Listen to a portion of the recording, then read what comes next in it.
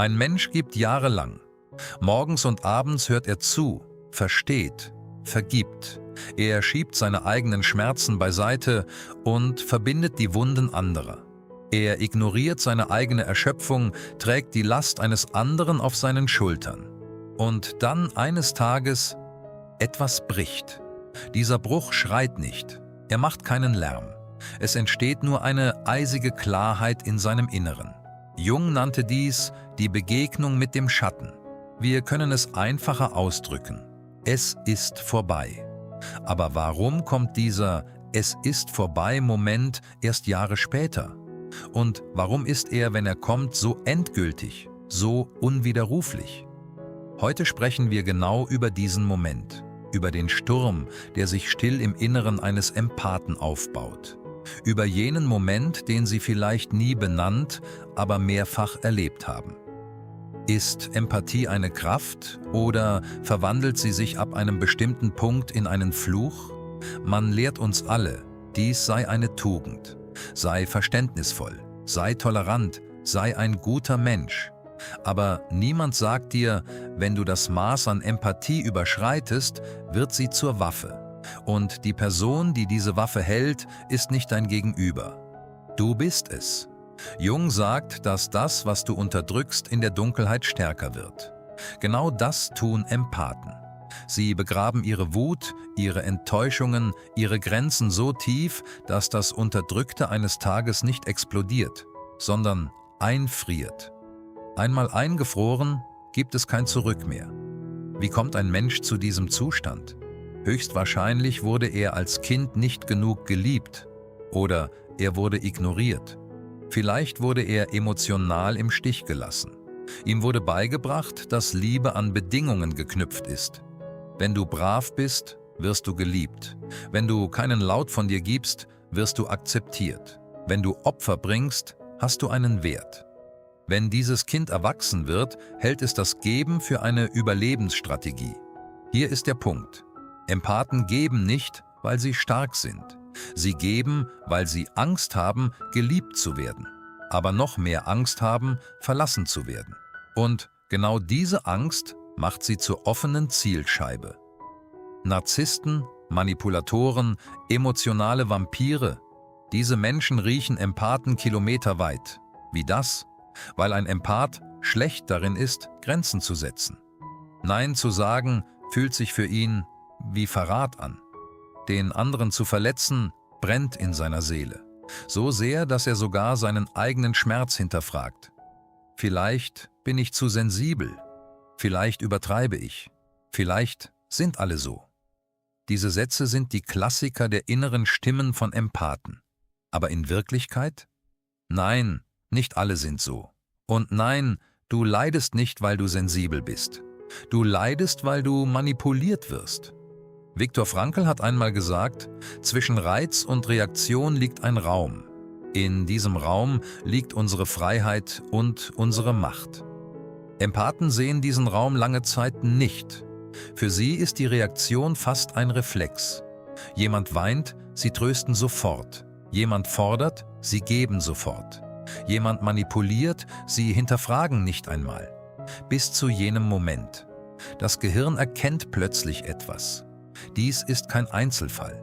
Dies ist ein sich wiederholendes Muster, eine systematische Ausbeutung. Genau in diesem Moment geschieht, was Jung beschrieben hat. Der Schatten erhebt sich. Was bedeutet Schatten? Laut Jung ist es alles, was du unterdrückt, verleugnet, als böse etikettiert hast. Wut, Hass, Rachegedanken, Egoismus. Empathen halten dies jahrelang in sich verschlossen.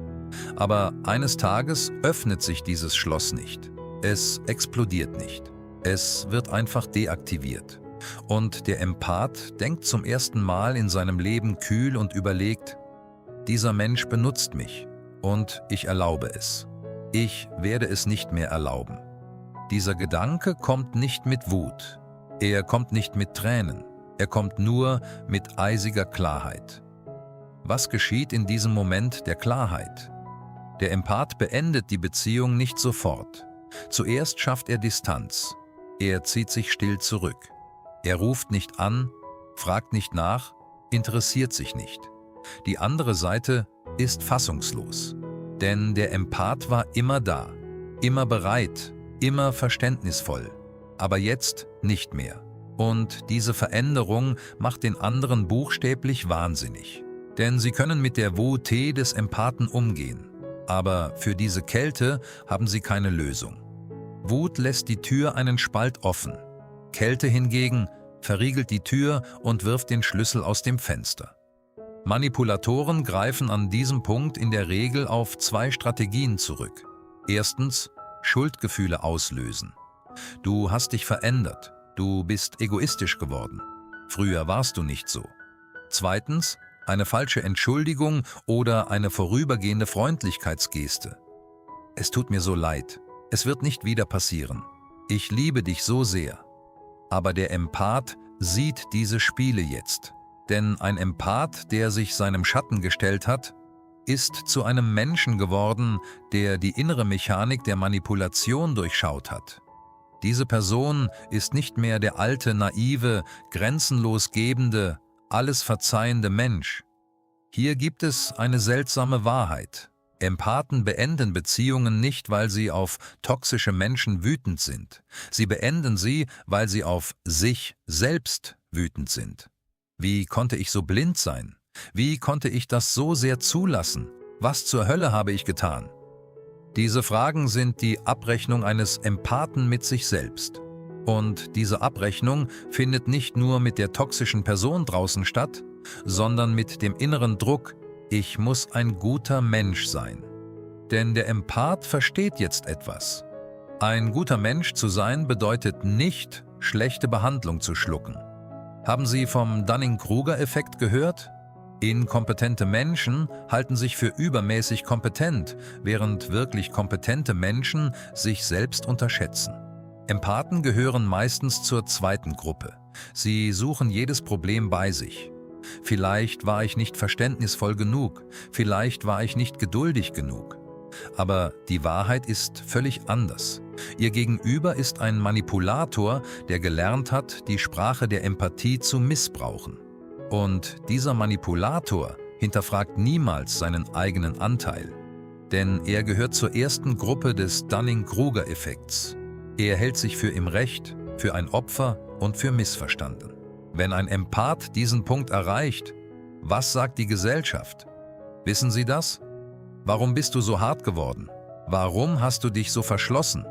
Wenn du nur verzeihen lernen würdest? Aber die Gesellschaft sieht etwas nicht. Verzeihen ist nicht vergessen. Verzeihen bedeutet auch nicht, denselben Fehler wieder zu machen. Wahres Verzeihen bedeutet, dem anderen die Chance zur Veränderung zu geben, während man seine eigenen Grenzen schützt. Wenn ein Empath dies tut, ist er nicht mehr der alte Empath. Er ist ein bewusster Empath. Das heißt, er gibt, aber wird nicht ausgebeutet. Er versteht, aber wird nicht getäuscht. Er ist offen, aber nicht wehrlos. Tut diese Transformation weh? Natürlich tut sie weh. Denn Empathen sehen den Verlust einer Beziehung als ihr eigenes Versagen.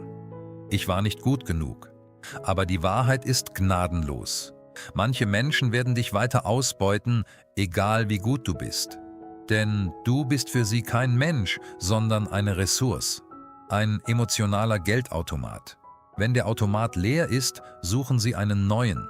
Das hat nichts mit deinem Wert zu tun. Es hat mit der Leere in ihrem Inneren zu tun. Die Grey-Rock-Methode kommt genau hier ins Spiel. Diese Methode lehrt Folgendes: Sei gegenüber toxischen Menschen emotional langweilig, reaktionslos, wie ein grauer Felsen. Warum? Weil Manipulatoren sich von Drama ernähren. Sie wollen deine Wut, deine Traurigkeit, deine Schuldgefühle. Aber wenn du dich ihnen gegenüber wie ein grauer Felsen verhältst, bist du nicht mehr interessant für sie. Mit der Zeit langweilen sie sich und suchen sich ein neues Ziel. Diese Methode ist für einen Empathen ein wahrer Retter. Denn selbst wenn er zu verbunden ist, um die Beziehung zu beenden, kann er zumindest seine emotionale Energie bewahren. Hochsensibilität wird in der Gesellschaft als Makel dargestellt. Du bist so sensibel. Du nimmst dir alles zu Herzen. entspann dich mal. Aber die Wahrheit ist völlig anders. Hochsensibilität ist kein Makel. Im Gegenteil, es ist eine Fähigkeit. Empathen nehmen feine Details wahr, die andere übersehen. Den beleidigenden Ton unter einem Lachen, das Machtspiel in einer stundenlang verzögerten Nachricht, die Manipulation hinter einem Kompliment. Sie sind wie ein emotionales Radar. Und dieses Radar schützt sie. Aber nur, wenn sie darauf hören. Oft sehen Empathen diese Signale, ignorieren sie aber. Vielleicht irre ich mich, sagen sie. Nein, du irrst dich nicht. Dein Instinkt versucht, dich zu schützen. An dem Tag, an dem einem Empathen die Geduld ausgeht, verliert er nicht. Im Gegenteil, er gewinnt.